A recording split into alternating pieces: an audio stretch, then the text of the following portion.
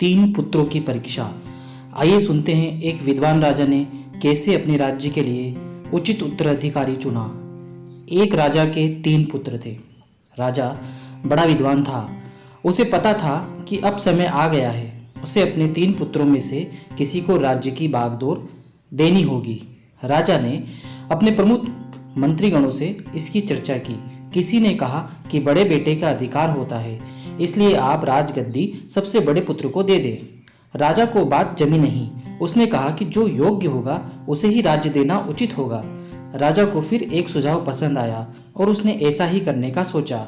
अगली सुबह राजा ने अपने तीनों बेटों को बुलाया और कहा कि 2 साल की यात्रा पर वो जा रहा है, और उसने तीनों बेटों को पुष्प के बीज दिए और कहा कि मेरे आने तक जो भी संभाल कर रख सकेगा वो ही उसे ही वो अपना उत्तराधिकारी चुनेगा और इस राज्य का राजा उसे ही बनाएगा। बीज देकर राजा अपनी यात्रा पर निकल गया।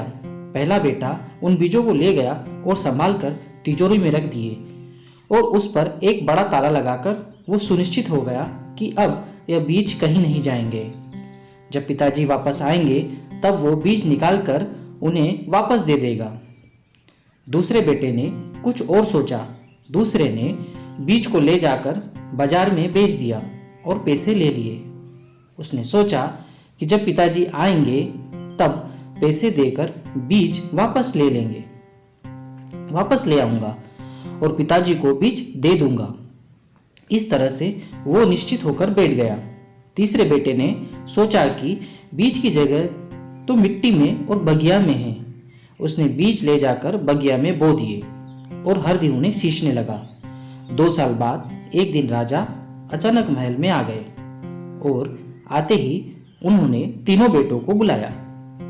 पिताजी को अचानक देखकर तीनों थोड़े आश्चर्य में पड़े।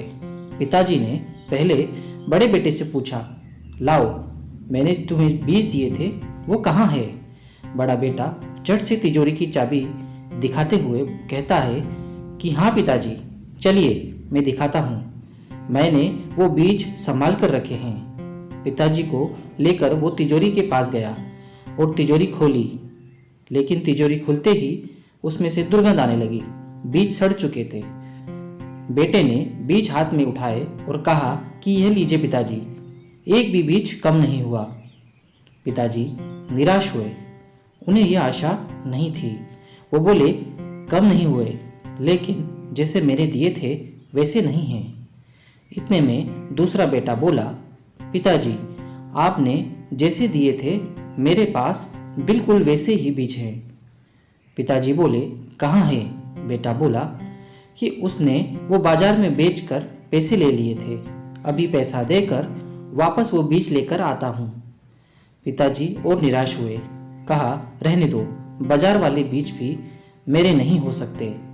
पिताजी ने तीसरे बेटे की तरफ देखा और पूछा, तुम्हारे बीज कहाँ हैं? बेटा बोला, अभी लाता हूँ। बेटा 2 से 3 बोरियां उठाकर ले आया। पिताजी ने बोला, यह क्या है? बेटा बोला कि आपने जो बीज दिए थे वो मैंने बगिया में बो दिए और उन बीजों से कई बीज उत्पन्न हो गए। पिताजी खुश हुए और जाकर बगिया में देखा। पुष्प से बगिया भरी थी। सुगंधित बगिया से पिताजी का मन प्रफुल्लित हो गया। पिता राजा ने कहा कि तू ही यह राज्य संभालने के लायक है। पहले बेटे को कहा कि तुम्हें राज्य दिया तो तुम राज्य को भी तिजोरी में बंद कर दोगे, जिस कारण उसका कोई विस्तार नहीं होगा, ना ही कोई सृजन होगा। दूसरे को कहा कि तुम्हें देने पर बहुत अधिक संभावना है कि तुम बीजों की तरह राज्य भी बेच दो।